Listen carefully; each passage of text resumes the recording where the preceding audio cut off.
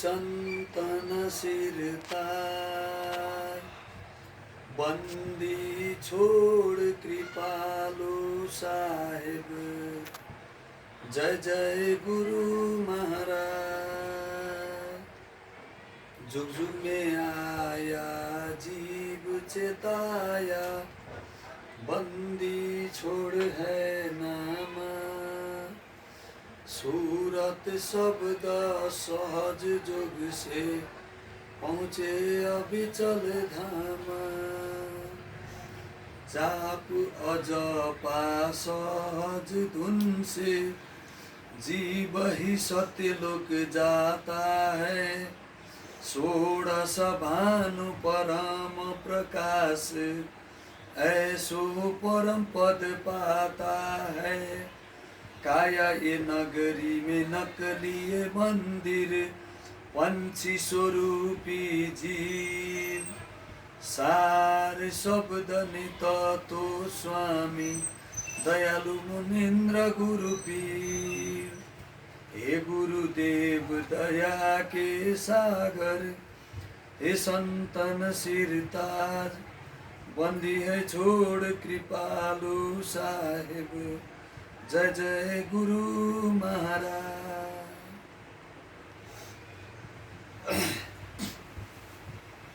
सत्य नाम की जय। आज ये बामल ग्राम, बंगाल देश बामल ग्राम, ये प्रणव कृष्णन छोटो चाचा, उनके घर द्वार में सरिता ज्ञान की गंगा, ये संत मिलन, ये अवसर प्राप्ति हुआ। बहुत खुशी का बात है। सर्वप्रथम प्रणव कृष्ण जी और चाची माँ, बच्चे दोनों, उनका सारा परिवार प्रथम धन्यवाद का पात्र है ये लोग। इनके चरण में हम वंदना करता हूँ साहेब बंदगी। और इस सरिता में उपस्थित हमारे परम आदरणीय पितारू, बंगाल सत्संग का व्यास हमारे गौर दादू, सत्संग सचिव सेवाजी, ऐसे नेपाल सेवा नेपाल जी, और ये वन बिहारी चाचा हमारे तारक दा, भक्तिशील माँ, बेटी, बाल बच्चे, भगवान ही बाल भगवान, सभी के चरण कमल में इस आश्रम का त्रिपेटन साहेब बंदगी स्वीकार हो। साहेब बंदगी, साहेब बंदगी, साहेब बंदगी। सर्वप्रथम तो देखिए, सबसे बड़ा खुशी बात है, हमको मानव जीवन मिला। सर्वप्रथम खुशी मानने का बात कि मानव शरीर मिला। मानव शरीर यानी मोक्ष का मूल बताया गया है सब शास्त्र में। क्योंकि अनेक जन्म से भ्रमित ये जीवात्मा, जीव अनेकों जन्म से भ्रमित ये बहुत जन्म लिया, बहुत कष्ट पाया, लेकिन जीव ने यथार्थ मार्ग नहीं पाया। इसी कारण जीव बार बार जन्म मृत्यु के चक्कर में पड़ी गया। लोग दुख, कष्ट, पीड़ा हरेक जन्म में 84 लाख जोनी जो बोला गया वेद शास्त्र स्मृति पुराण में कि 84 लाख प्रकार का ये जोनी को धारण करना सहज बात नहीं। देखिए कितना माने ये समझने से बाहर हो जाएगा। तो इतना करके जब परमात्मा हम लोग को दया करे कि जा एक बार तो चेत, अपने को पहचान, एक चांस हम तुमको, तो परमात्मा का दया हुई, सत्य सिंधु की दया हुई, मुनिन्द्र दयालु अवतार दिया। भारत बिहार मधुबनी अरेर बरही ग्राम सत्य नाम को लखाने वाले साहेब मुनिन्द्र है नाम। माने पिंड ब्रह्मांड के पार का बात, चौथा लोक का बात सरकार ने जीव को कल्याणार्थ ये शब्द रूप में लखाए। शब्द बहुत महान है। शब्द ही मारे गिर पड़े, शब्द ही छाड़े राज, जो जन शब्द विवेकिया तिनकी समरे काज।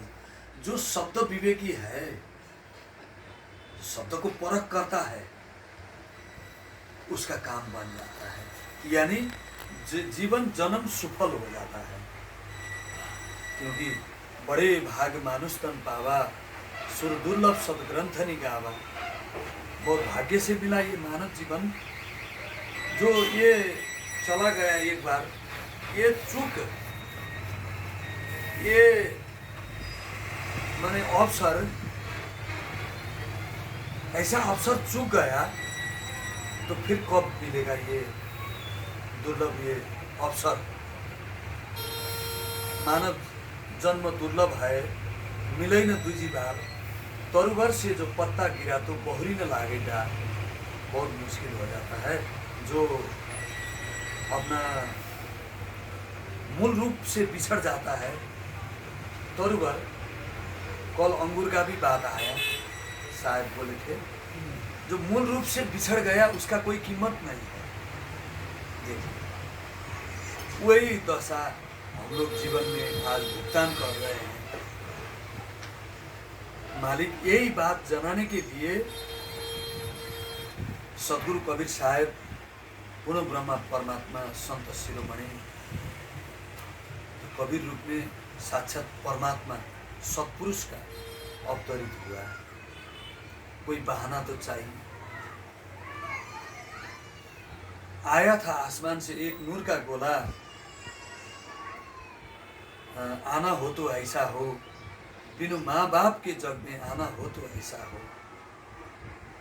वो मालिक हम है सतलोक के वासी, दास का है प्रकट हुए काशी।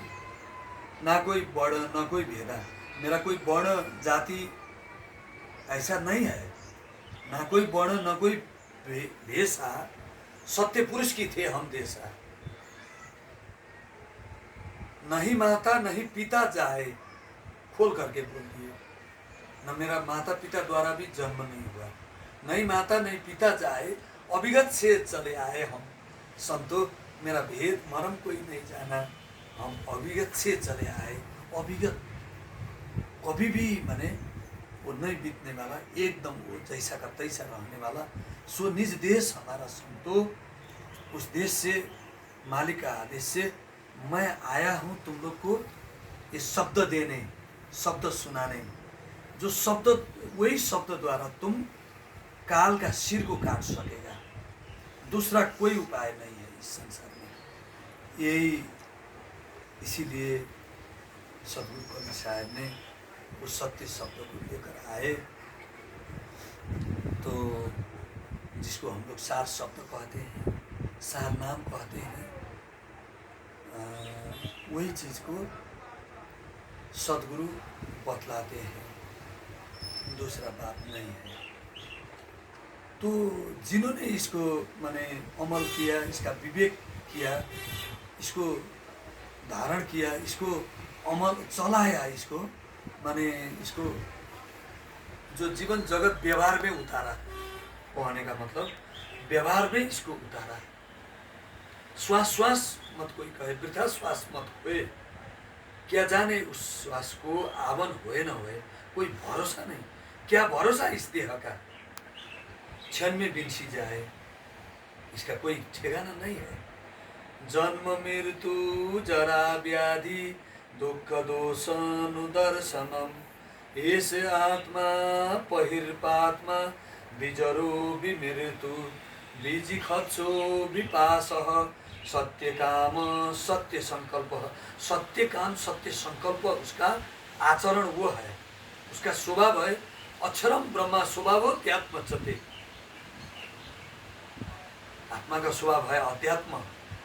वो हरदम शब्द में रहना चाहे, वो हरदम मालिक का याद में रहना चाहे, लेकिन हो जाता है क्या असली में, शरीरबद्ध होने के कारण से वो अपना कुछ नहीं कर सकेगा। उसको ऐसा ना, उसने बहुत जन्म से शरीर का साथ लिया, वो भी मानव शरीर का।